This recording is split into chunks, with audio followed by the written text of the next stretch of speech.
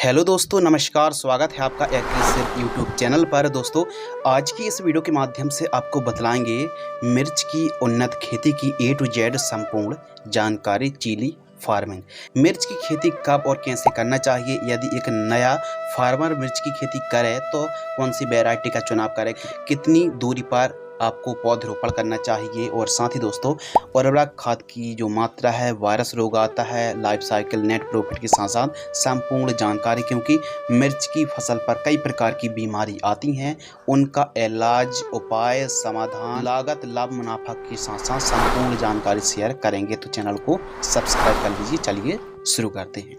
सबसे पहले दोस्तों बात करते हैं उन्नतशील किस्में यानी सीड्स सिलेक्शन।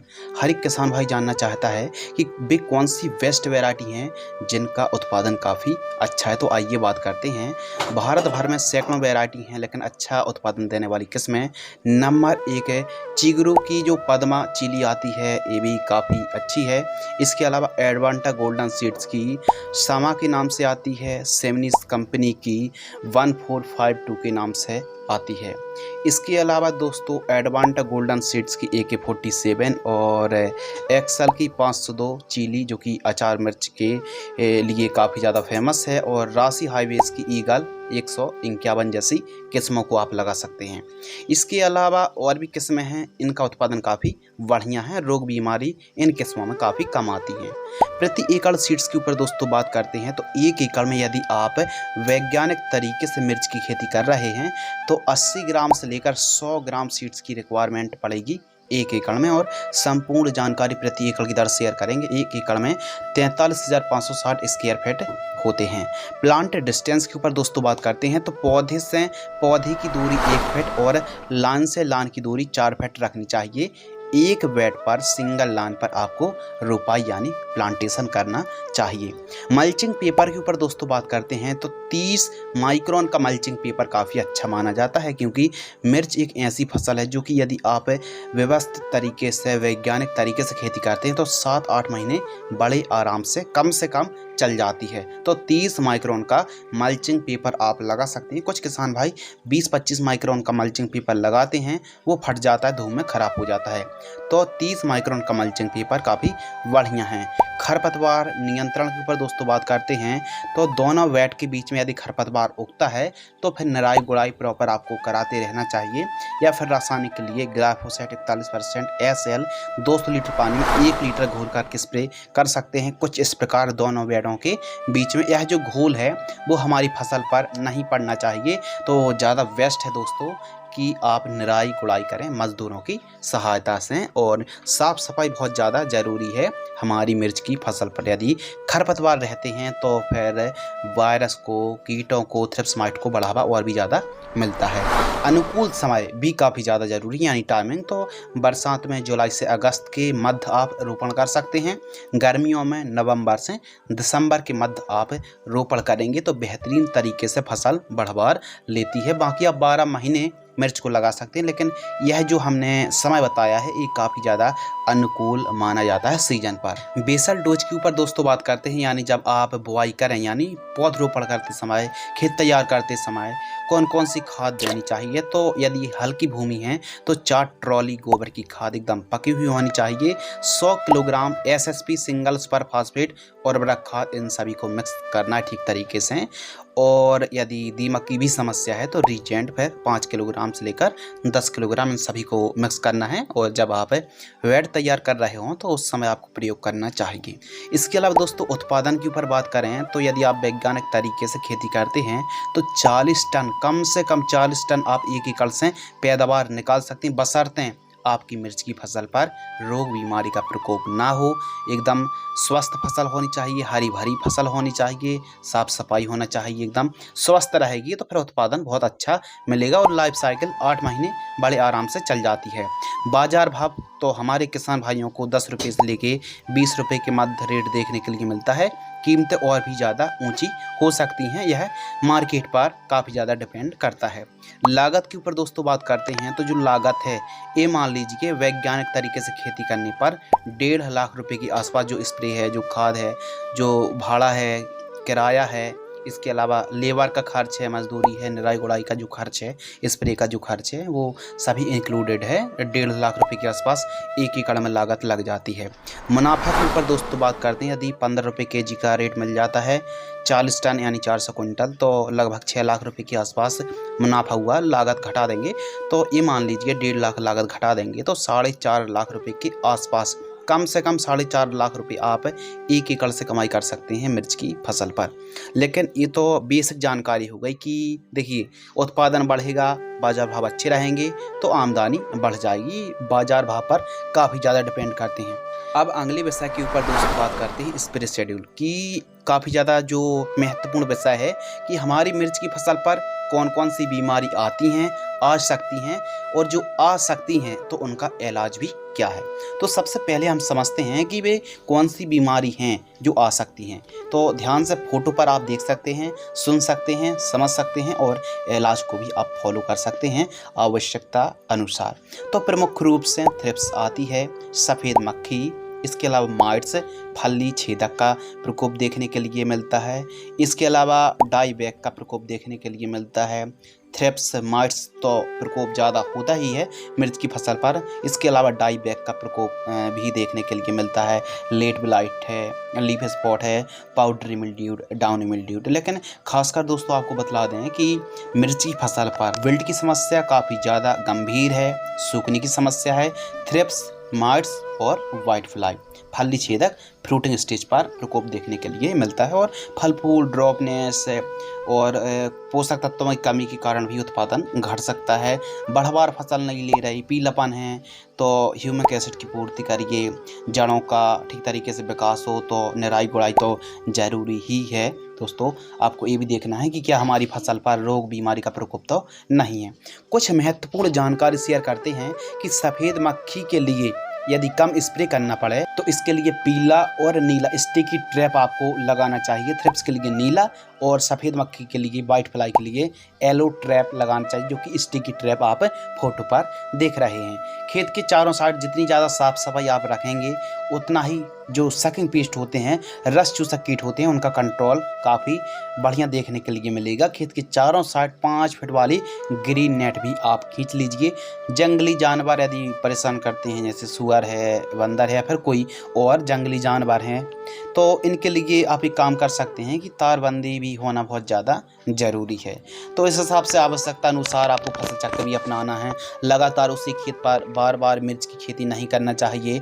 और जो वैरायटी आप लगा रहे हैं उस पर वायरस आ रहा है तो फिर कोई नई किस्म जो कि रेजिस्टेंस पावर वैरायटी हो उनको आपको लगाना चाहिए। हम बात कर रहे हैं कोकड़ा, जो रोग आता है, जो वायरस आता है, जो लीफ कर्ल वायरस आता है LCV, इनकी रोकथाम करना भी बहुत ज़्यादा ज़रूरी है। और वायरस को फैलाने का काम करता है दोस्तों सबसे ज़्यादा माइट्स, वाइट फ्लाई और थ्रिप्स। ये काफ़ी ज़्यादा हमारी फसल पर वायरस फैलाते हैं, तो इसलिए सकिंग पेस्ट के प्रॉपर हमको स्प्रे तो लेने ही पड़ेंगे। अब बात करते हैं फर्स्ट स्प्रे। यदि रोग बीमारी का प्रकोप है तो इनको आप आवश्यकता अनुसार फॉलो कर सकते हैं। और एकदम स्वस्थ फसल है तो फिर अंतर को, गैप को, या फिर हो सकता है स्प्रे कम भी करना पड़े। तो इसके लिए जो फर्स्ट स्प्रे है लगभग 12 से 15 दिन के आसपास की फसल होती है, तो केवल और केवल नीम ऑयल 25 ml 15 लीटर की दर से आपको स्प्रे करना चाहिए। यानी जो डोज है वो केवल 15 लीटर की जो टैंक आती है, पंप आता है, उसके हिसाब से आपको स्प्रे करना चाहिए।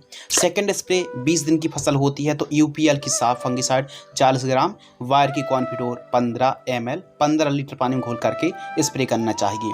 थर्ड स्प्रे 30 दिन की फसल होती है तो एसिटामिप्रिड 20% SP 10 ग्राम, पोषक सुपर 25 ml 15 लीटर पानी में घोल करके आपको स्प्रे करना चाहिए। इसके अलावा दोस्तों जो फोर्थ स्प्रे है 38 दिन की फसल होती है तो बायो R 303 25 ml। इसके अलावा वायर कंपनी की ओबेरॉन। अब ओबेरॉन मकड़ीनाशक है और बायो R 303 माइट्स को भी कंट्रोल करेगी, सफ़ेद मक्खी को और रस चूसक कीटों को कंट्रोल करेगी। तो वायर की ओबेरॉन 15 ml और बायो R 303 25 ml 15 लीटर पानी में घोल करके स्प्रे करना चाहिए। फिफ्थ स्प्रे 45 दिन के आसपास की फसल होती है, क्योंकि देखिए स्प्रे तो स्टार्टिंग से शुरू हो गए, लेकिन स्टार्टिंग पर हल्के टेक्निकल से जो सस्ते हों और किफ़ायती हों उनके ही या उन दवाइयों के ही हमको स्प्रे लेने चाहिए। तो जो फिफ्थ स्प्रे है 45 दिन की फसल होती है, ब्लू कॉपर फंगिसाइड 40 ग्राम, बायर की सोलिमान 10 ml 15 लीटर की दर से स्प्रे करें। छठवां स्प्रे 55 दिन की फसल होती है, सातवां स्प्रे 65 दिन की फसल, आठवां स्प्रे 75 दिन और नौवां स्प्रे 85 दिन की फसल, 10वां स्प्रे 100 दिन और 11वां जो स्प्रे है 115 दिन के आसपास की फसल होती है। तो धानुका की ओमाइट्स 15 ml, सुमिटोमो की लेनो जिसमें पायरिप्रॉक्सीफेन है 40 ml लेना है, 15 लीटर पानी घोल करके आपको स्प्रे करना चाहिए। इसके अलावा दोस्तों 12वां स्प्रे के ऊपर बात करें तो 130 दिन के आसपास की फसल होती है, तो धानुका की कोनिका फंगिसाइड आपको लेना है 10 ग्राम, बायर कंपनी की जंप इंसेक्टिसाइड 4 आपको ग्राम लेना है और आयशा एग्रो की सिप्टोन 10 एल्टोनिक 25 ml लेना है, 15 लीटर पानी घोल करके स्प्रे करना चाहिए। जो डोज है वो 15 लीटर की दर से बतला रहे, जितने एक एकड़ में पंप लगेंगे उस हिसाब से आप आवश्यकता अनुसार स्प्रे करते रहिए। अब जरूरी नहीं कि जो हमने दिन आपको बतलाए हैं, जो दवाइयाँ बतलाई हैं सेम आपको उन्हीं का स्प्रे करना है, बल्कि जो किफ़ायती दवाइयाँ हैं और किफ़ायती दिन, यानी हो सकता है जो हम आपको स्प्रे बतला रहे हैं उस समय आपकी फसल एकदम स्वस्थ हो, तो जो अंतर है, जो डोज है, जो गैप है उसको आप बढ़ा भी सकते हैं, यानी गैप अंतर को आप अधिक भी कर सकते हैं। जरूरी नहीं कि आप हर हफ्ते 10 दिन में स्प्रे करें, बल्कि आवश्यकता अनुसार आप स्प्रे करेंगे तो फिर बेहतरीन लाभ देखने के लिए मिलेगा। और जो भी स्प्रे आप कर रहे हैं, जो भी दवाई स्प्रे कर रहे हैं, देखिए ऐसा नहीं कि रोग आने के बाद आप इलाज करें, बल्कि प्रिवेंटिव रूप में हल्के फुल्के फंगिसाइड, कीटनाशक और टॉनिक का आवश्यकता अनुसार यदि आप प्रयोग करेंगे तो फिर जो रोग हैं, बीमारी हैं वो आएंगी ही नहीं। अब यदि हमारी फसल पर, हमारी मिर्च की फसल पर, क्रॉप्स पर यदि वायरस का प्रकोप फैल गया है, फिर ऐसे में फिर वायरस की भी दवाई स्प्रे करेंगे तो काम करने वाली नहीं है। इसीलिए प्रिवेंटिव में सफ़ेद मक्खी के, थ्रिप्स के, माइट्स के, इनके आपको स्प्रे लेने पड़ेंगे, तब जाके हो सकता है कंट्रोल एकदम पूरा हो जाए और हो सकता है थोड़ा बहुत रह जाए। तो प्रॉपर केयर करना, यदि केयर करेंगे, क्योंकि सावधानी ही इलाज है, यदि आप सावधानी पूर्वक स्प्रे लेंगे तो फिर इलाज भी काफ़ी अच्छा देखने के लिए मिलेगा। तो ये था स्प्रे शेड्यूल। आवश्यकता अनुसार स्टार्टिंग पर इमीडाक्लोरपिड है, एसिटाइप्रेड है, एसीफेट है, इसके अलावा दोस्तों थाइमोथोक्सोम है, पायरिप्रॉक्सीफेन है, एसिटाइप्रेड के साथ साथ नीम ऑयल है, फेस ऑयल है, इनका स्प्रे आवश्यकता अनुसार कर सकते हैं। इसके अलावा दोस्तों बात करते हैं फर्टिगेशन शेड्यूल, यानी खाद का जो शेड्यूल है। यदि आप ड्रिप से खेती करते हैं तो इन खादों को आप बेंचुरी के माध्यम से छोड़ सकते हैं। 3-3 दिनों की अंतराल पर एक दिन में एक खाद छोड़नी है। जो फर्स्ट कॉम्बिनेशन है 10 दिन से 40 दिन के मध्य की फसल होती है, तो NPK 19-19-19 2 kilogram, NPK 17-4-0 2 kilo, humic acid 500 ग्राम। इनको एक दिन में एक खाद, फिर 3 दिन का अंतर रखना है। तो इस हिसाब से ड्रिप बेंचुरी के माध्यम से आपको ड्रिप में खाद देनी चाहिए। सेकंड खाद के ऊपर दोस्तों बात करते हैं, तो जो सेकंड कॉम्बिनेशन है 4-4 दिनों के अंतराल पर प्रयोग करें। 45 दिन से लेकर 70 दिन के मध्य की जब फसल होती है तो फास्फोरस की अधिक आवश्यकता पड़ती है। फर्स्ट कॉम्बिनेशन में नाइट्रोजन बेस खादों का प्रयोग किया, क्योंकि स्टार्टिंग पर नाइट्रोजन की अधिक आवश्यकता पड़ती है, फ्लावरिंग स्टेज पर फास्फोरस की अधिक आवश्यकता पड़ती है। तो NPK 052-34 3 kilo, NPK 13-40-13 3 kilo, ferrous sulphate 1 kilogram, calcium nitrate 3 kilogram. एक दिन में एक खाद छोड़नी, 4-4 दिन का अंतर रखना चाहिए 45 से 70 दिनों के मध्य। थर्ड खाद जो है 75 दिन से 180 दिन के बीच की जब फसल होती है तो 5-5 दिनों की अंतराल पर NPK 0050 4 kilogram, NPK 13-045 4 kilogram, magnesium sulphate 4 kilogram, ammonium sulphate 4 kilogram, zinc sulphate 500 ग्राम, माइक्रो न्यूट्रिएंट जो खाद आती है 500 ग्राम। तो इनको आवश्यकता अनुसार एक दिन में एक खाद छोड़नी। ऐसा नहीं कि एक दिन में आपने सभी खाद छोड़ दी, बल्कि बेंचुरी के माध्यम से 200 लीटर पानी में एक दिन में एक खाद को घोलिए और सिंचाई के साथ प्रयोग करिए। इसके अलावा सिंचाई यानी इरिगेशन के ऊपर दोस्तों बात करते हैं, तो यदि आप मिर्च की खेती कर रहे हैं तो 16 mm इनलाइन ड्रिप को आप लगा सकते हैं और ड्रिप से खेती करने पर 2-2 दिनों के अंतराल पर 1.5-2 घंटे सिंचाई करेंगे तो बेहतरीन तरीके से वाटर मैनेजमेंट को सुधार के रख पाएंगे। सिंचाई काफ़ी ज़्यादा डिपेंड करती है कि यदि भूमि हल्की है तो थोड़ा जल्दी सिंचाई और भारी भूमि है तो थोड़ा सा रुक रुक कर सिंचाई आपको करना चाहिए। फ्लैट इरिगेशन से 10 से 12 दिनों के अंतराल पर सिंचाई करना चाहिए। हमने दोस्तों तो स्टार्टिंग पर बतलाया था। यदि फलता फूलता पौधा सूखता है यानी विल्ट है तो इसके लिए ट्राइकोडर्मा 500 ग्राम लेना है, गन्ने का गुड़ 3 किलोग्राम। इन दोनों को 200 लीटर पानी में घोल करके 6-7 दिन तक रखिए। फिर उसके बाद 1 एकड़ में 200 लीटर घोल को आप सॉइल एप्लीकेशन से चला सकते हैं। तो इस हिसाब से दोस्तों आप मिर्च की खेती करेंगे तो बेहतरीन आपको लाभ देखने के लिए मिलेगा और बेहतरीन आप उत्पादन के साथ साथ आमदनी भी बेहतरीन तरीके से कमाई कर पाएंगे। फिर भी आपके मन में इस वीडियो को देखने के बाद यदि कोई डाउट्स रहते हैं, कोई सवाल हैं, तो कमेंट सेक्शन खाली पड़ा है। वीडियो को आपने पूरा अंत तक देखा। वीडियो को अंत तक देखने के लिए आपका दिल से शुक्रिया, धन्यवाद।